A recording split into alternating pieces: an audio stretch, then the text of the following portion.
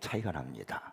하나님이 하시는 일은요 오묘하고 신기하고 놀랍기도 합니다. 인간의 이성으로는요 도저히 하나님이 하신 일을 깨닫지 못할 때가 많습니다. 이스라엘 백성들이 모세의 인도를 받아가지고 애굽에서 탈출해서 나왔습니다. 그래서 약속하신 이제 가나안 땅을 향해서 가는데 문제가 생겼어요. 그들이 바로 광야를 들어가기 바로 전에 홍해를 만난 겁니다. 앞에는 거대한 홍해가 놓여 있습니다. 그런데 뒤에는 그 애국 군대들이 이스라엘 백성들을 다 죽이기 위해서 쫓아오고 있습니다. 소리가 들립니다. 한 놈도 남기지 말고 죽여라. 말발굽 소리, 병거의 소리, 그리고 사람들의 웅성하는 소리가 막 들리고 있고요. 그리고 앞에는 홍해가 놓여 있습니다. 이거 어떻게 합니까? 불안하지요. 그래서 그 현실을 보고 있었던 이스라엘 백성들이 막 두려워하며 어찌할 바를 모르고 있을 때 하나님께서 역사를 행하십니다. 동풍을 불게 하시더니 바람이 불었더니 그 홍해가 쫙 갈라졌어요. 그래가지고 길을 냈습니다. 이스라엘 백성들로 건너게 하셨습니다. 그래서 이스라엘 백성들이 홍해를 길로 만들어진 그 길을 건너가는 겁니다. 그러니까 그 뒤에 쫓아오던 애국 군대들이 그들도 함께 그 길로 들어왔어요. 홍해 안으로 들어왔어요. 이스라엘 백성들이 다 건너고 났을 때 그 애국 군대들은 그 홍해 가운데로 막 이제 쫓아오면서 머무르게 됐죠. 그때 하나님께서 홍해를 다시 합치게 하셨습니다. 그래가지고 두 번 다시는 이스라엘 백성들로 하여금 애굽 사람들로부터 고통을 당하지 않게 하나님이 하셨습니다. 이게 하나님의 역사예요. 그러니까 앞에 놓여 있었던 그 홍해는 하나님께서 이스라엘을 살리고 애국 군대를 심판하시기 위한 하나님의 계획이었다는 것입니다. 그러니까 인간의 생각하고 하나님의 생각하고는 엄청나게 달라요. 그래서 성경 이사야서 55장 8절 9절에서 이렇게 이제 말씀하고 있습니다. 이는 내 생각이 너희의 생각과 다르며 내 길은 너희의 길과 다름이니라. 여호와의 말씀이니라. 이는 하늘이 땅보다 높음 같이 내 길은 너희의 길보다 높으며 내 생각은 너희의 생각보다 높음이니라. 믿으시기를 바랍니다. 근데 우리는 사실 이렇게 하나님께서 놀라운 말씀으로 약속하고 계시는데 또 깨닫고 알게 해주시는데 이 세상을 살아가면서 여러 가지 많은 일들을 만날 때 이 하나님의 약속의 말씀을 잊어버리고 산다는 겁니다. 그래서 두려워하고 염려하고 불안해하고 할 때가 얼마나 많습니까? 요한복음 6장에 보면은 많은 무리가 예수님의 말씀을 듣기 위해서 따라오고 있습니다. 근데 저녁 때가 되었어요. 베스다 들녘에서 머물게 되었는데 저녁 때가 되어서 이 많은 무리들에게 배고파서 양식을 먹을 것을 주어야 되는데 예수님이 제자들에게 말하죠. 우리가 또 어디서 떡을 사서 이 사람들을 먹이겠느냐. 그랬더니 빌립이 이렇게 말합니다. 이 많은 사람이 각 사람으로 조금씩 받게 할지라도 200데나리온의 떡이 부족하리다.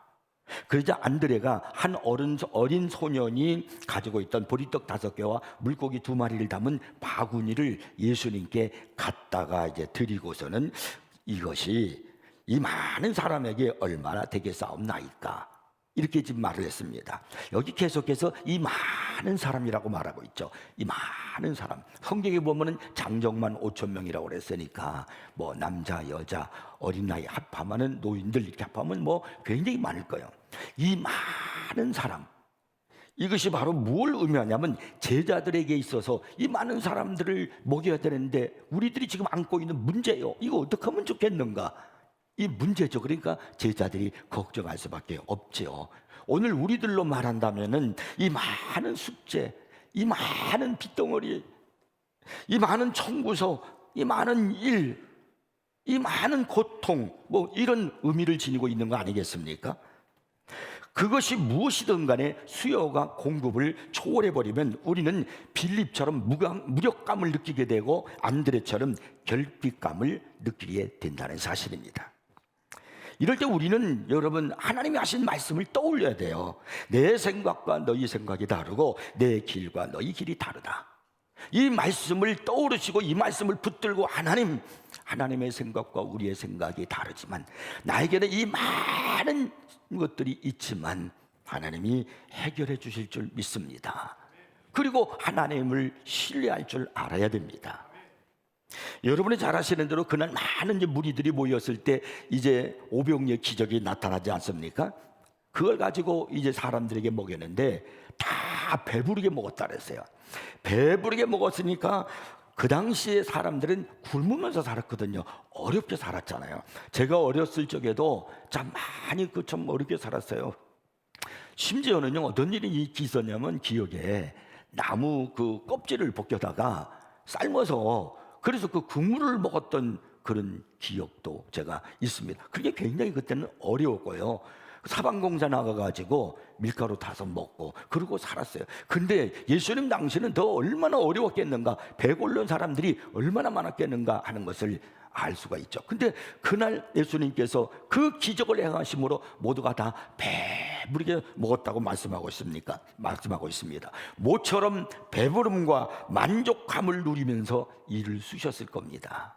그리고 성경엔 기록되어 있지 않지만은 아마 다들 배불리 먹고 내는 소리 있잖아요. 배불렀다는 거죠.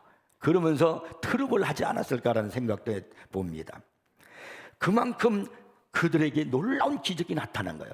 너무나 많이 먹고 이제 배부르게 먹고 난 걸 더 이상 먹을 수 없어서 남은 조각을 거두었어요. 거두었더니 12바구니에 찼더라. 성경은 이렇게 기록하는데 이 놀라운 기적은 어린 소년이 들은 바구니를 비롯해서 바로 거기서부터 이 역사가 일어났다는 것입니다. 그러나 사실 예수님은 그렇게까지 하실 필요가 없는 겁니다. 그분은 창조주시고 그분은 말씀으로 모든 걸 이루시는 분이고 전능하신 분이십니다.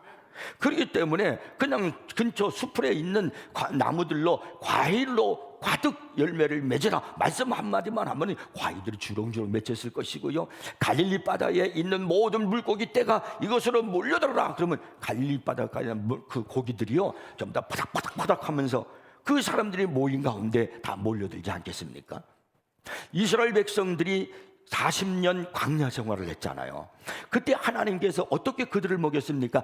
아무것도 먹을 수 없는 그 광야에서 40년 동안 한 번도 그치지 않고 아침에는 만나를, 저녁에는 메추라기를 주셔서 굶기신 적이 한 번도 없어요.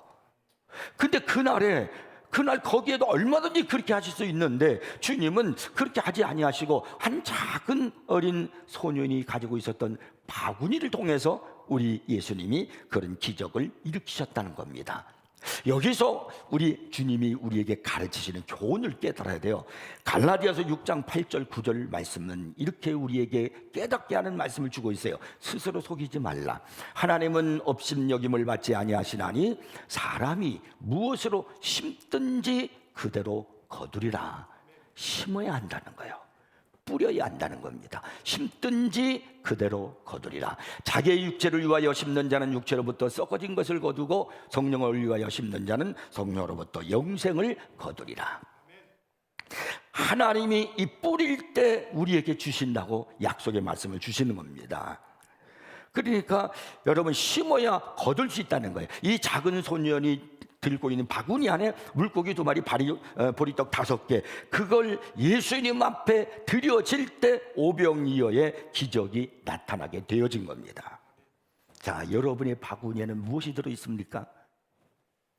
가진 거라고는 기도뿐이라고요? 그것을 드리십시오.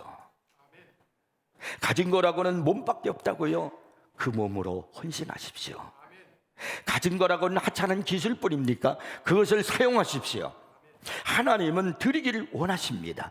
여러분이 뿌리기를 원하십니다. 드리고 뿌리시면 30배, 60배, 100배의 결실을 맺게 해주신다고 분명히 약속하고 계십니다.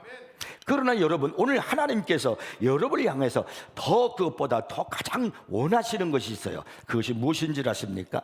오늘 본문 23절 24절의 말씀이에요. 오직 너의 심령이 새롭게 되어 하나님을 따라 의와 진리의 거룩함으로 지으심을 받은 새 사람을 입으라 그랬어요. 여기 바로 하나님께서 이렇게 말씀하시죠. 지으심을 받은 새 사람을 입으라. 이 말씀이 바로 뭐냐면 하나님을 본받는 자가 되라, 그런 말씀이에요. 이 말씀을 하시고 난 다음에 지으심을 받은 새 사람을 입으라 하고 난 다음에 5장에 넘어가서 1절에 뭐라고 그러냐면 그러므로 사랑을 받는 자녀같이 너희는 하나님을 본받는 자가 되라 그랬어요.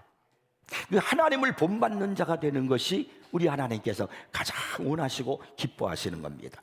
빌립보서 2장 5절에서는 뭐라고 말씀합니까? 너희 안에 이 마음을 품으라, 곧 그리스도 예수의 마음이니 그랬습니다. 예수 닮은 사람 되라는 거예요. 이것이 하나님께서 가장 원하시는 겁니다. 우리가 인생 속에서 가장 해야 할 첫 번째, 그것이 바로 하나님을 본받는 거예요. 이 하나님을 본받는 자들라는 이 말씀에 대하여 유명한 윌리엄 바클레이라는 주석가는요, 세상에서 가장 고상한 기준이다, 이런 말을 했고요.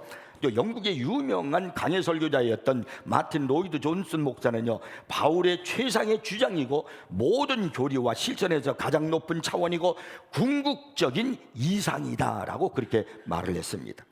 우리 그리스도인의 최고의 영성, 우리가 가장 높여야 할 최고의 영혼의 고도, 우리가 신앙이 성숙해져야 하는 그 모습, 그게 바로 뭐냐면 하나님을 본받는 것입니다.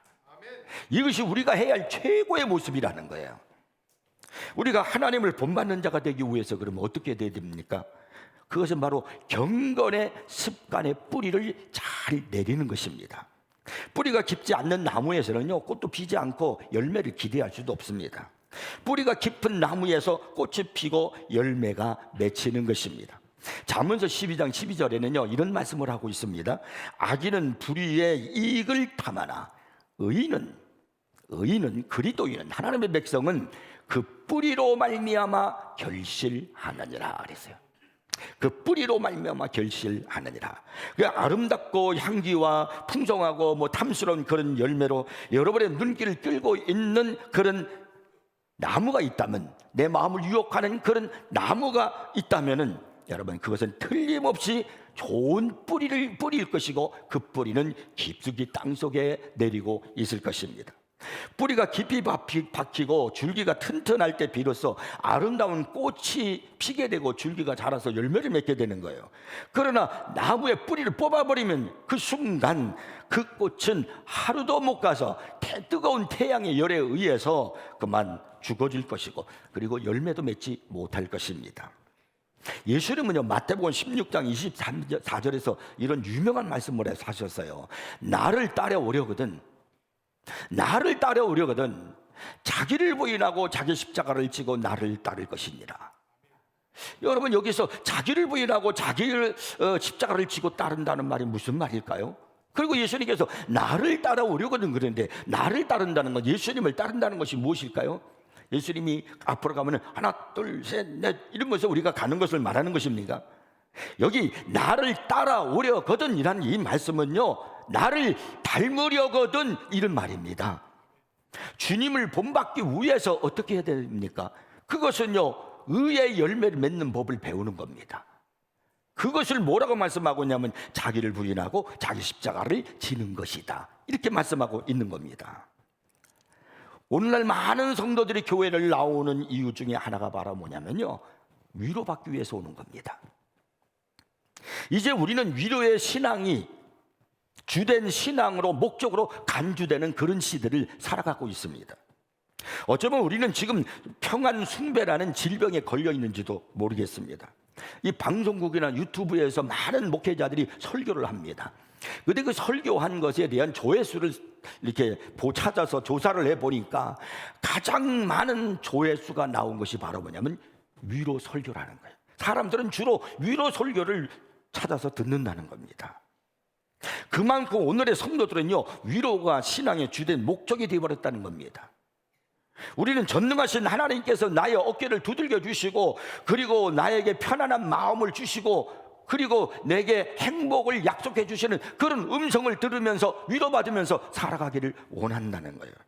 물론 여러분 그것도 필요할 수 있을지 모릅니다. 그러나 여러분 기억할 것이 있어요. 이보다 더 중요하고 더 우리가 해야 할 중요한 것이 있다는 사실입니다. 그게 바로 뭐냐면 구속받은 사람들이 그리스도의 형상을 따라 살아가는 겁니다. 하나님을 본받는 것, 이것이 가장 중요하다는 겁니다. 하나님은요, 오늘 이것을 원하고 계시고 우리가 그렇게 살아갈 때 우리에게 행복을 하나님이 허락하시는 겁니다. 이것이 우리를 향한 하나님의 계획이고 하나님의 뜻입니다. 우리 모두가 하나님을 본받아 가잖아요. 그러면요, 여러분의 인생은, 삶은 행복해지게 되어 있습니다. 꽃을 피우고 열매를 맺는 나무에는 반드시 줄기가 있고요, 또 줄기 아래는 뿌리가 있지 않습니까? 그러므로 꽃을 보고 열매를 따기를 원하시는 사람은 미리미리 뿌리와 줄기를 잘 이렇게 정성스럽게 가꾸어야 됩니다. 공들이지 않고는 좋은 열매를 맺을 수도 없고 향기로운 꽃을 피울 수도 없습니다. 마찬가지예요. 우리가 하나님을 닮은 사람, 그리스도의 형상을 나타내는 그런 사람이 되기 위해서는요, 우리 신앙의 영적인 줄기와 뿌리를 잘 가꾸어야 됩니다. 항상 돌봐야 되는 겁니다. 자, 그러면 하나님의 형상을 닮은 그런 사람이 되기 위한 우리의 뿌리가 무엇일까요? 우리가 가꾸고 돌봐야 될 그 뿌리가 어떤 뿌리일까요? 자, 첫째가 바로 뭐냐면 충성의 뿌리입니다. 오늘 보면 17절을 보시면요, 그러므로 내가 이것을 말하며 주 안에서 증언하노니 이제부터 너희는 이방인이 그 마음에 허망한 것으로 행함같이 행하지 말라고 이렇게 말씀합니다. 허망한 것으로 행함같이 하지 말라라는 이 말씀의 뜻이 무엇일까요? 불성실하게 하지 말고 성실한 삶을 살라, 그런 말입니다. 이 성실이라는 이 말은 충성이라는 말과 밀접한 관계가 있어요. 같은 어원에서 나와요. 예수님은요, 충성된 자에게 하나님의 보답이 주어진다고 분명히 약속하셨습니다. 그러므로 여러분, 충성의 뿌리가 중요한 거예요. 마태복음 25장에 보면 여러분이 잘 아시는 달란트 비유가 나와요. 어떤 이제 주인이 타국으로 가면서 세 사람에게 달란트를 주죠. 5달란트, 또 한 사람이 2달란트, 한 사람에게는 1달란트를 줍니다. 근데 이 5달란트, 2달란트 받은 사람은 바로 가서 열심히 장사해가지고 또 5달란트를 남기고 2달란트를 남겼어요. 근데 1달란트 받은 사람은 어떻게 했습니까? 땅을 파서 거기에다가 1달란트를 묻어놓고 숨겼습니다. 오랜 후에 주인이 돌아와서 종들에게 주었던 달란트를 계산하기 시작합니다. 여러분이 기억하셔야 됩니다. 주님은 반드시 오시고, 그리고 오신 주님은 우리 각 사람을 향하여 계산하신다는 거예요. 내가 너에게 준 달란트, 내가 너에게 준 시간, 내가 너에게 준 그 삶, 그리고 기쁜 사명, 거기에 대해서 하나님은 반드시 계산하신다는 사실을 기억하시기를 바랍니다. 그때 우리 이 주인이 5달란트, 2달란트를 받은 사람들을, 종들을 향해서 칭찬을 했어요. 뭐라고 칭찬했습니까? 성경에 마태복음 25장 21절에 보니까 이렇게 말씀합니다. 그 주인이 이르되 잘하였도다, 착하고 충성된 종아, 그랬어요. 그 달란트를 남길 종들에게 이렇게 말했어요. 착하고 충성된 종아, 네가 적은 일에 충성하였음에 내가 많은 것을 내게 맡기리니. 참, 이 말씀을 들으면서 왜 성경은 이렇게 말씀하고 있을까? 주님이 그 종에게 5달란트 남기고 2달란트 남긴 그 종에게 뭐라 하냐면, 내가 적은 일에 충성하였음에 그 다음에 내가 많은 것을 내게 맡기리니 그랬어요. 내게 주리니, 이래 보상으로 내게 주리니 이렇게 말씀하면 좋겠는데 내게 맡기리니 그랬어요. 여러분, 우리는 다 주님으로부터 맡김을 받은 겁니다. 여러분 시간도, 생명도, 영혼도, 여러분에게 있는 자녀도 하나님이 내게 맡긴 겁니다. 여러분이 하시는 사업도 다 하나님이 내게 맡긴 겁니다. 그래서 성경은요, 내게 맡기리니 그래요. 근데 뭐라 하냐면 2달란트, 5달란트 받은 사람에게 더 많은 것을 맡긴다는 거예요. 더 많은 것을 준다는 거죠. 그런 하나님이 내게 많은 것을 맡기는 것은 많은 것을 주신다는 그런 이야기예요. 그러면서 뭐냐면 내 주인의 즐거움에 참여할지어다. 그러니까 주인으로부터 더 많은 것을 받게 되고 주인의 즐거움에 참여할 수 있게 되는 그 원인이 뭐예요? 바로 충성이었다는 겁니다. 충성한 종에게 이렇게 칭찬하고 이런 축복을 준 거 아니겠습니까? 근데 이 충성한 종들은, 충성된 종들은 어떻게 했냐면 5달란트 받고 2달란트 받은 종들은 받았을 때 성경에 그렇게 말씀하고 있어요. 바로 가서 열심히 장사하여 그랬어요. 바로 가서 그랬어요. 바로 가서 열심히 장사하여. 여기서 여러분이 느끼는 뭐가 있지 않습니까? 그 즉시로 가서 막 열심히 장사했다, 성실했다는 거예요. 성실함의 모습을 우리는 발견할 수 있지 않습니까? 그러니까 충성된 사람의 모습이 뭐냐면 성실한 사람이에요. 성실한 사람에게 나타나는 게 뭐냐면 충성이라는 겁니다. 오늘날 많은 성도들이 더 많은 재물을 얻고 싶어하고 명성을 듣고 싶어하고 인정도 받고 싶어합니다. 그런데 여러분, 여기서 분명히 아셔야 됩니다. 이런 열매와 꽃을 피우기 위해서 그런 걸 원하신다면 먼저 여러분이 성실하셔야 됩니다. 충성의 뿌리가 있어야 한다는 사실을 잊지 마시기를 바랍니다. 성경을 보십시오. 하나님을 사랑하고 섬긴 사람들은 모두가 다 충성스러운 사람들이었습니다. 노아는요, 당대의 충성스러운 사람이었습니다. 노아가 살고 있는 시대는 타락한 시대였어요. 모두가 먹고 마시고 즐기고 이런 세대요.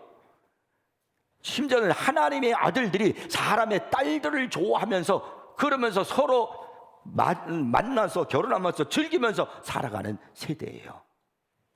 그런 세대에 만약에 노아가 일찍 힘든데 일찍 은퇴하지, 그가 은퇴했거나 아니면 세상 일에 다른 일에 빠져서 거기에 열중하느라고 하나님이 그에게 맡겨주신 방주 짓는 일을 등한시해서 방주를 짓지를 못했다라고 하면은 방주도 없고 인류도 존속하지 못했을 겁니다. 노아의 충성이, 노아의 성실함이 인류를 존속하게 만드는 역사가 나타나게 된 거예요. 그 아브람도 볼까요? 아브람도 충성스러운 사람이었습니다. 그가 하나님으로부터 부르심을 받죠. 너는 내 본토 친척 아버지를 떠나 내가 내게 지시할 땅으로 가라. 그래서 아브람이 갈대아 우르를 떠납니다. 그가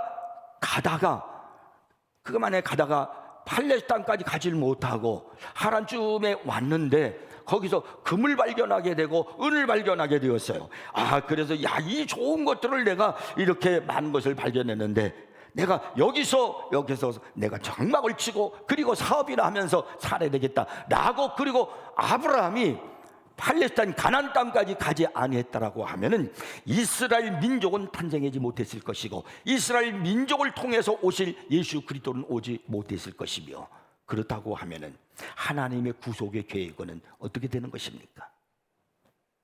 그러니까 이 아브라함의 충성이 하나님의 계획과 뜻을 다 이루어가게 된 거예요. 오늘 여러분의 충성, 여러분의 성실이 하나님의 뜻을 이루고 하나님의 계획을 이루어간다는 사실을 잊지 마십시오. 충성의 뿌리가 그래서 중요한 거예요. 예수 그리스도는 어떨까요? 그분의 충성에 대해서는 말할 필요도 없습니다. 주님을 둘러싼 온 세상이 그분에게 얼마나 많은 위협을 가했습니까? 사탄은 온갖 거짓말을 늘어놓으면서 그분이 십자가를 지지 않으면 천하를 주겠다고 유혹했습니다. 한 제자는 예수님을 팔아버렸고 다른 모든 제자들은 예수님을 다 떠나서 도망쳐버렸습니다.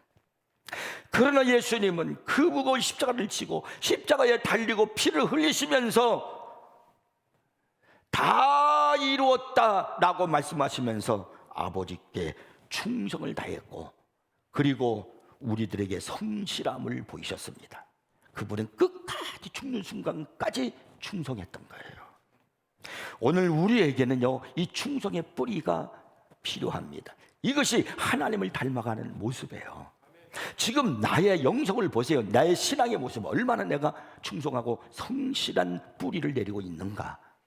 이것이 여러분 그리스도의 형상을 닮은 사람이 되어져 간다는 사실입니다. 하나님의 계획과 뜻을 이루어 간다는 사실을 잊지 마시고 충성의 뿌리를 내리는 여러분들 되기를 바랍니다. 그러면 두 번째는요, 정직의 뿌리예요. 25절을 보겠습니다. 그런즉 거짓을 버리고 각각 그 사람과 더불어 참된 것을 말하라. 이는 우리가 서로 지체가 됨이라 그랬어요.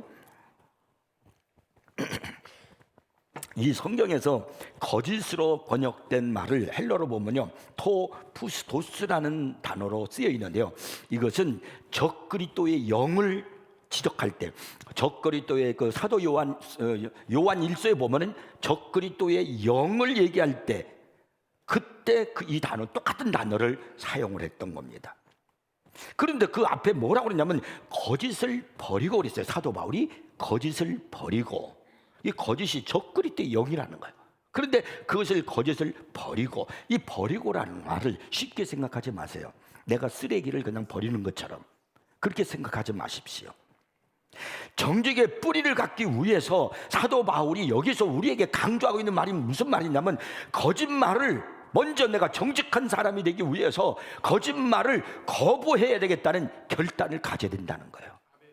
여러분이 오늘 말씀을 들으면서 나는 정직의 사람이 되기 위해서 이제부터 거짓이라는 뿌리는, 거짓이라는 것은 내 생애로부터 나는 이제 거부한다 라는 결단을 내리라는 겁니다.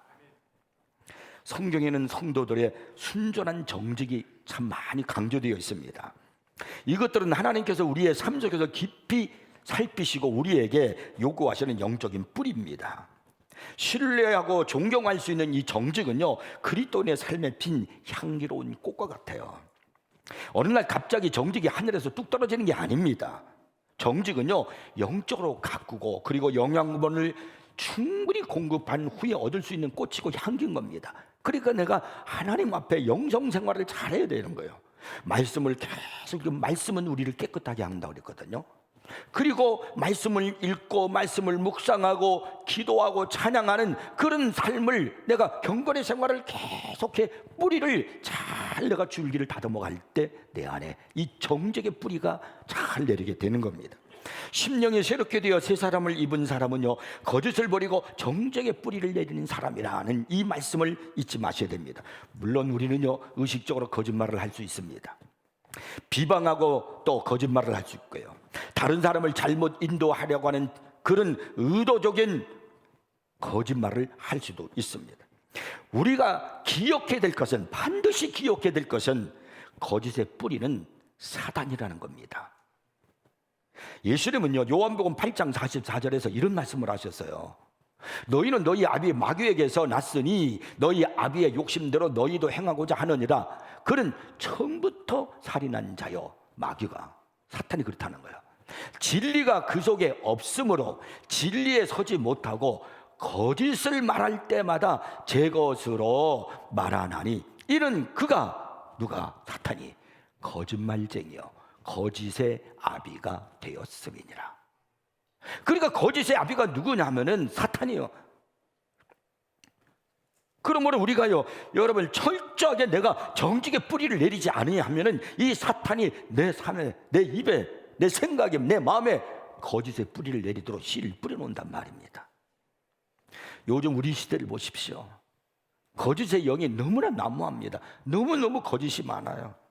얼마나 거짓말이 오고 가는지 모릅니다. 이 정치인의 말이 너무나 거짓말이 많아서 이제는 신뢰할 수 없는 그런 시대가 되어버렸어요.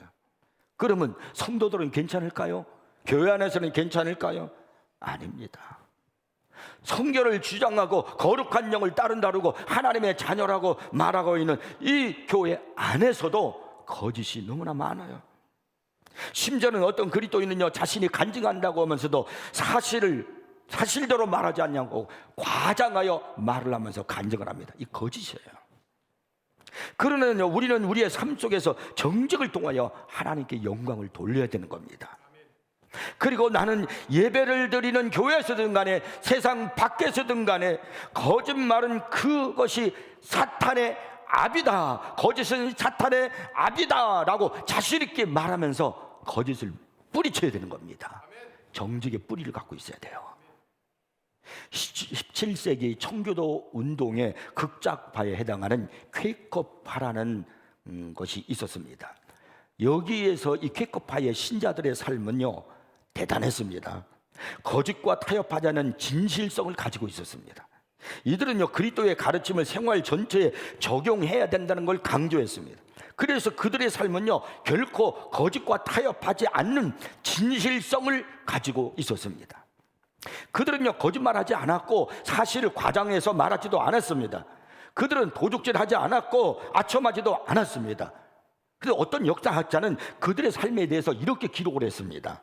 퀘이커파 신자들은 그리스도교에 속한 사람처럼 살기를 고집함으로써 기독교 세계를 깜짝 놀라게 했다. 세상을 깜짝 놀라게 한 게 아니라 기독교 세계를 깜짝 놀라게 했다. 영국에서요, 이들은 얼마나 많은 핍박을 받은지 몰라요. 일부는요 감옥에 들어가서 쇠약해질 정도로 극심한 고통을 받기도 했습니다. 왜 그러냐면 그들이 오직 높여야 될 것은 하나님밖에 없다, 그러므로 하나님만 높여야 된다라는 그런 믿음을 갖고 있는데, 높임을 받을 자격이 없는 사람들이 자신들이 높임 받기를 원하는데 거기에 거절하고 무릎을 꿇지를 않았기 때문에, 거부했기 때문에 이 퀘이커파 신자들이 이런 고통을 당했던 겁니다.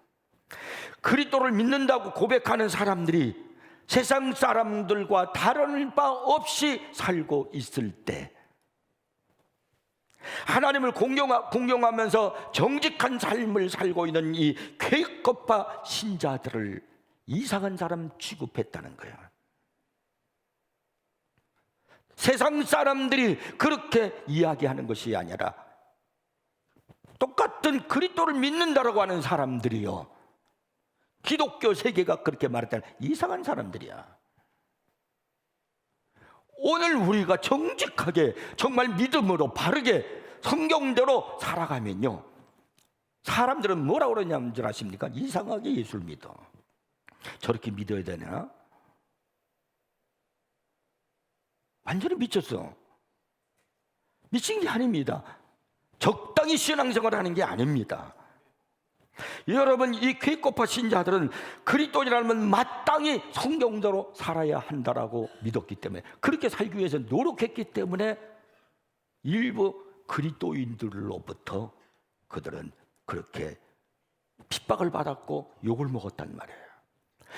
우리가 여러분 세상 사람들이 아니라 특히 예수 믿는 사람들로부터, 다른 교회들로부터 그런 여러분 손가락질을 받는다면 그것은요 핍박이 아니라 그건 오히려 영광일 수 있습니다. 우리 모두가 정직하게 살려고 그러고, 여러분 충성의 뿌리를 내리고 그리스도의 형상을 닮아가기 위해서 믿음대로 말씀대로 우리가 살려고 하는데, 이게 더 얼마나 아름다운 일입니까? 오늘날 위대하게 되려고 하는 사람들은, 그렇게 그 모습을 위해서 꿈꾸는 사람들은 많지만 정직한 사람이 되려고 힘쓰고 노력하는 사람들은 많지 않다는 거예요. 여러분, 정직한 사람이 되십시오. 거짓은 마귀를 따르는 지심을 기억하고 여러분에게서 거짓을 멀리하고 정직의 향기를 날리시기 바랍니다. 예수 믿는 사람들의 특징, 뿌리가 뭐냐? 하나님을 닮은 뿌리. 하나님은 정직하신 분이잖아요. 거짓이 없으시잖아요. 그게 바로 뭐냐면 정직이요. 우리 세인교회가 정직한 성도들로 이루어지는 교회가 되기를 바랍니다. 그 마지막 세 번째가 이제 신뢰의 뿌리입니다. 우리 보면 28절을 보겠습니다. 도둑질하는 자는 다시 도둑질하지 말고 돌이켜 가난한 자에게 구제할 수 있도록 자기 손으로 수고하여 선한 일을 하라 그랬어요. 그리스도인의 우리 삶에서 나타나야 하는 그리스도의 형상은 이 신뢰성과 밀접한 관계를 가지고 있다는 겁니다. 여러분, 자연 속에서 우리가 생각하고 살아가고 있잖아요. 오늘 우리가 살고 있는 이 자연을 보십시오. 하나님이 만드신 이 자연을 보십시오. 자연은 거짓이 없습니다. 자연에게서 우리가 아는 건 뭐냐면 신뢰예요, 신뢰. 근데 그걸 느끼질 못하죠, 우리는요. 아침이 되면 동쪽에서 태양은 어김없이 떠오릅니다. 그걸 신뢰하지 못하는 분이 있습니까? 그냥 어김없이 떠오르고 항상 신뢰하니까 우리는 잘 느끼질 못할 뿐이에요. 여러분, 이제 농부가 밭에다가 콩을 심었어요. 그러면 당연히 콩이 나게 돼 있어요. 밭을 심었는데 보리가 나기를 원하고 밀이 나기를 원한다면, 그리고 만약에 밀이 나고 그리고 보리가 났다면 이건 잘못된 거 아니겠습니까? 암탉이 날개 아래에 계란을 품고 있습니다. 그래서 새끼가 탄생했습니다. 그러면은 이 암탉이 이 계란을 품고 있었으면 병아리가 나오는 게 당연한 거지. 이 새끼를 품고 있었는데 거기에 꽁새끼가 나온다면 이게 말이 되는 이야기입니까? 그런 법은 전혀 없어요. 신뢰예요. 그대로 되는 거예요. 자연은 그 종류대로 뿌린 대로 나오기 때문에 우리가 자연을 신뢰하는 겁니다. 도둑질하지 말고 자기 손으로 수고하여 선한 일을 하라, 이렇게 성경이 말씀하고 있는데요, 도둑질하는 사람은 신뢰할 수가 없는 사람이에요. 도둑질하는 사람 우리가 어떻게 신뢰합니까? 우리의 삶으로 하나님을 영화롭게 하지 못하거나 이웃에게 신뢰를 잃게 되는 것은 다 도둑질 때문에 그런 거예요. 우리는 얼마나 많은 것을 도둑질하며 사는지 모릅니다. 하나님의 것을 얼마나 많이 도둑질합니까? 하나님께서는 우리에게 할 수 있는 능력을 주셨습니다. 그런데 최선을 다하지 않아요. 그 능력대로 살지 않아요. 그러면 도둑질한 거예요. 직장에서 일을 할 때 정해진 시간보다 늦게 출근하고 정해진 시간보다 일찍 퇴근하고 습관적으로 늘 이렇게 사는 사람이 있다면 그 사람은 고용주로부터 도둑질하는 겁니다. 빌린 돈을 갚지 않는 것 도둑질이죠. 다른 사람의 명성에 손상을 입히는 것도 도둑질하는 겁니다. 하나님께서는 우리에게 위탁한 시간과 재능, 지원을 낭비하면 우리 자신으로부터 도둑질하는 겁니다. 심지어요, 말라기서 3장 8절은 이런 말씀을 하고 있어요. 사람이 어찌 하나님의 것을 도둑질하게 하느냐? 그러나 너희는 나의 것을 도둑질하고도 말하기를 우리가 어떻게 주의 것을 도둑질하였나이까 하는도다. 이는 곧 11조와 봉헌물이라. 11조 하지 않는 것은 하나님의 것을 도둑질한다는 겁니다. 아름다운 꽃은 보기에 좋고 냄새 맡기 향기롭습니다. 그러나 그런 꽃은 거저 피는 것이 아닙니다. 그런 꽃을 피울 수 있는 까닭은, 그렇게 아름다운 꽃이 피어지고 그렇게 향기나고 좋은 열매를 맺을 수 있는 것은 누군가 오랜 기간 동안 정원해서 흙 위에 무릎을 꿇고 열심히 그렇게 되기 위해서 작업을 했단 말입니다. 다시 말해서 땅을 파고 비료를 주고 날씨를 살피고 건조할 때는 물을 주면서 줄기와 뿌리를 가꾸는 작업을 반복했기 때문에, 잘했기 때문에 뿌리가 좋아서, 그래서 그런 꽃을 피고 열매를 맺는 겁니다.